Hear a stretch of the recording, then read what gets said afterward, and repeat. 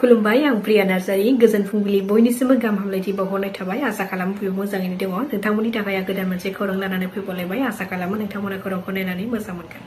धेमाजियाव rail जाब्रबथायजों सानै सेंग्रानि जिउ खहा खारबोनाय रेलगारिजों सौख्लायजानानै सानै सेंग्राया जायगायावनो जिउ खहा जायो। मैया फुंबिलियाव धेमाजि जिल्लानि भेरगाव रेलगेटआव जादों बे गिख्रंथाव जाब्रबथाया। मिथिनो हानाय बादिब्ला बे गिख्रंथाव जाब्रबथाया कामरुप एक्सप्रेस रेलगारिजों सौग्रावनायनि जाहोनाव जादों। बे रेल जाब्रबथायजों जिउ खहा जानाय सानै सेंग्राखौ अमित सनवाल आरो गुबुन सासेखौ उत्तम सनवाल होननानै सिनायथिनो हादों। जायगानि सुबुंफोरा सन्देह खालामनाय बादिब्ला बांद्राय गरमनि थाखाय बै सानै लाइमोना रेल लाइनाव जिरायना थानाय समावनो गोबारै फैनाय कामरुप एक्सप्रेस रेलगारिया सानै सेंग्राखौ सौख्लायना गालाङो होननानै फोरमायदों। बे जाब्रबथायाव अमित सनवाल आरो उत्तम सनवाला जायगायावनो जिउ खहा जायो। ओरैहाय रेलवेनि मावफारियानि गोरोन्थिनि थाखायनो बे गिख्रंथाव जाथाया जादों होननानै अजद दैखांदों नखरनि सोद्रोमाफ्रा। बिटिसिनि बारग'सिब हाग्रामा महिलारिया समाजारि बिजोङाव मोननै राजखान्थिनि गेजेराव ज' जानो थाखाय बुंनाय बाथ्रानि सायाव खेंफोरथि होदों खाम्फा बरग'यारि बिथाङा फोरमायथिनाय बादिब्ला एबसुनि आफादगिरि दिपेन बर' आरो जों जयै बिपिएफ आरो इउपिपिएलनि गेजेराव खौसे जानायनि थाखाय सावरायलायनो गावनि खाथियाव थांदोंमोन होननानै समाजारि बिजोङाव फोरमायदों। नाथाय बिथाङा बे सावरायनो थांनायाव खायसे खोथाफोरखौ लाखुमादों। हाग्रामा महिलारि बिथाङा ज' जानायखौ खुगायावल'सो बुङो नाथाय रायजो राजाफोरनिफ्राय दायखौ बारग'नो थाखायल'सो बुङो नाथाय सिङाव बिथाङा ज' जानायखौ लुबैया। बेयो फोरमान जागासिनो दङ। जाम्बा जाम्बि रायजो राजाफोरखौ थगायनानै दोननो हागौ बिथाङा नाथाय बर' माहारिया आथिखालाव जाम्बा जाम्बि गैलिया आरो बर' माहारिनि गेजेरावबो आथिखालाव बुजिनो हानाय गोरों गोराबो सुबुंफोर दङसै। बिथांमोनखौ हाग्रामा महिलारिया थगायनानै दोननो हानाय नंलिया। बेखायनो मोनसे समाव आन्दोलन खालामनानै दाजानाय बिटिसि आरो बिटिआर गोरोबथायाव बर' हारिया राजखान्थिखौ लानानै गावस्रानानै थानो नाङा आरो खौसे जानो हायोब्ला खौसे जानायखौ बर' माहारिया लुबैदों। गोलाव सम राजखान्थि खालामबोनायनि गेजेराव जों बर' हारिखौ गावस्रा गावस्रि एना एनिखौसो बांसिन नुबोदों। बेबादि एना एनि जानायखौ खौसे खालामनो हायो नामा बिनि सायाव बर'नि जाखिनि गुबुन गुबुन आफादफोर दङ बिथांमोना बे थांखिखौ लानानै एबसुनि आफादगिरि दिपेन बर' बिथाङा मोन्नैबो राजखान्थिनि सायाव ज' जानायनि खोथाखौ बुंदोंमोन।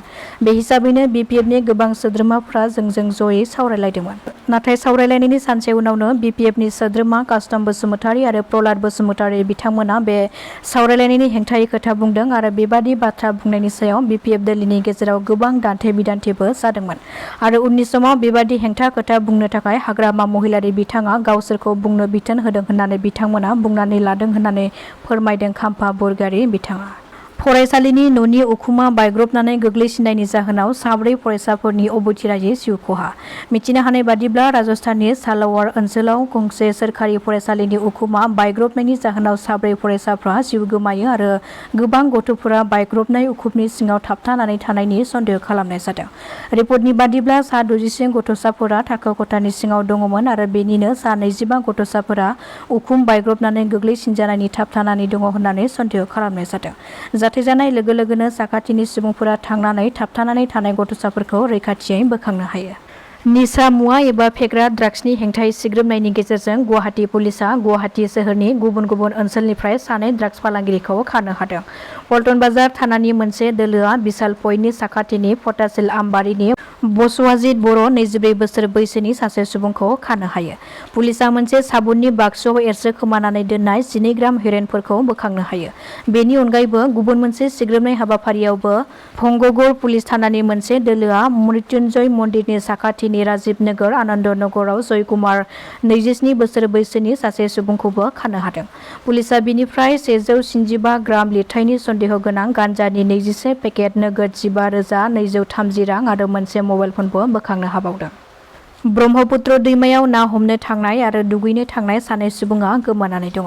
ना हमनो थांनानै गोमानाय सुबुंखौ सुवापाटा उनखोन्दोनि रफिकुल इस्लाम 19 बोसोर बैसोनि आरो दुगैनो थांनानै गोमानाय सुबुंखौ सुवापाटा 5 नं खोन्दोनि जुरान आलीनि 5 बोसोरनि उन्दै हिन्जावसा जेसमिना खातुन होननानै मिथिनो मोननाय जादों। जायगानि सुबुंफोरा बिसोर सानै गोमानाय सुबुंखौ दैयाव हाबनानै गोबां नागिरसेयावबो नाथाय नागिरनानै मोननाय जायाखै। जाथाय जानाय जायगायाव थांनानै बिलासिपारा एसडिआरएफनि हानजायाबो नागिरनाय खामानिखौ मावहैदोंमोनब्लाबो नाथाय दासिमबो जेबो नागिरनानै मोननाय जायाखै होननानै खौरां मोननाय जादों। फिन आरोबाव सासे जवाना आसाम पुलिसनि मुंखौ दागो फोनांदों। हाजोआव आसाम पुलिसनि सासे जवाननि आखायाव बोलि जानांदों सासे उन्दै बैसोनि हिन्जावसाया। मख'नो गोनांदि अबनि कलिता मुंनि सासे पुलिस जवाना सासे उन्दै हिन्जावसाखौ गाज्रि एबा देहायारि सोमोन्दो लाखिनो नाजानायनि जाथाया स्राङाव फैदों। सुलुंनिफ्राय मिथिनो हानाय बादिब्ला सानै गथ'नि बिफा अबनि कलिताया नसुं सेरनिनो उन्दै बैसोनि हिन्जावसाखौ जिनाहारि खालामनो नाजादोंमोन। न'आव रावबो गैयैखौ खाबु लानानै गावनि बिबौनि न'आव हिन्जावसाखौ जिनाहारि खालामनो नाजादोंमोन अबनि कलिताया। नाथाय दुथां अबनि कलितानि बिसिया गावनि फिसायनि जुनार आखुखौ एरसो खोमानो नाजानानै उन्दै हिन्जावसाजों लोगोसे उन्दै हिन्जावसानि न'खरनि सुबुंफोरखौ गाज्रि रावजों रायदों होननानै हिन्जावसानि न'खरनि सुबुंफोरा अजद दैखांदों। बे जाथाया स्राङाव फैनाय लोगो लोगोनो हिन्जावसानि न'खरनि सोद्रोमाफ्रा दुथां अबनि कलितानि हेंथायै हाजो पुलिस थानायाव गांसे एजाहार थिसनो होननानैबो खौरां मोननाय जादों।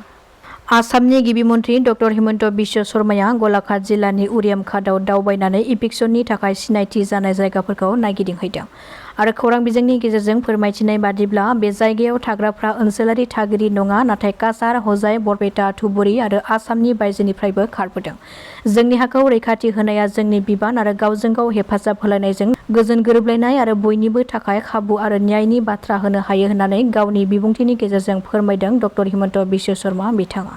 कामरुप जिल्ला पुलिस बिबानगिरि कल्याण पाठकनि दैदेननायाव गुवाहाटीनिफ्राय मानकासार फारसे फैनाय गंसे AA01A42311 नम्बरनि गंसे महिन्द्र बलेर'निफ्राय 10था साबुननि बाक्सुआव ड्राग्स बोखांनो हायो।